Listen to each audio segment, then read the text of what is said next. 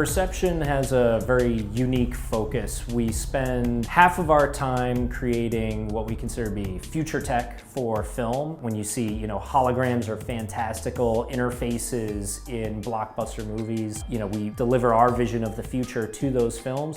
Then we spend the other half of our time creating concepts for next generation technologies or particularly user interfaces. We started the company as a motion graphics and animation studio in late 2001, and in the beginning, most of the work was working with big broadcast networks and ad agencies. So we did a lot of commercials, a lot of promos, brand identities, and things of that nature. When we're working in feature films, the UIs that we create are very in-your-face UIs, and they're designed to be noticeable and forward-looking and visionary, whereas our real-world projects sometimes are quite the opposite, and we're really forced to try to make our UIs almost invisible.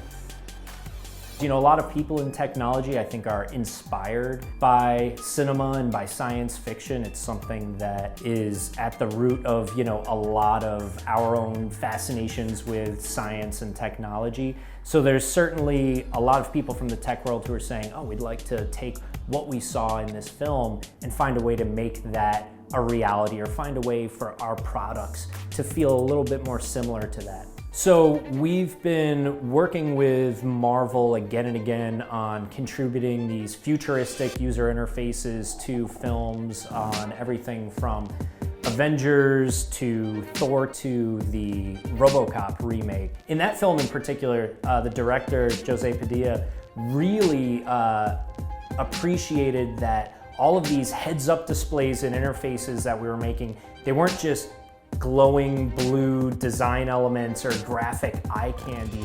They actually all had logical systems to them, and there was, a complex flow chart that was emanating towards the center of the screen, kind of creating a final solution to this equation of all these different cross-referenced pieces of evidence that RoboCop is constantly gathering. We ended up developing Tony Stark's glass phone, his transparent coffee table user interface, windows and mirrors, and all these other elements that surrounded him in his world. It was a great opportunity for us because we got to brand a lot of Tony Stark's technology.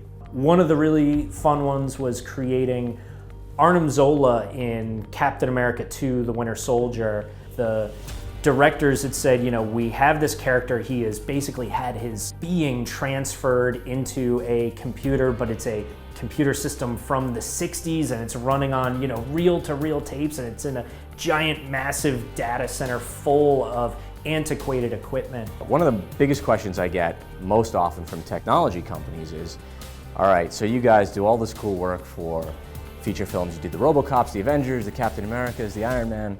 What does it have to do with designing for real-world technology? And there's 4 specific parallels that continually come up every time we do a technology project. And the 4 parallels are storytelling. The second one is creating a cinematic experience.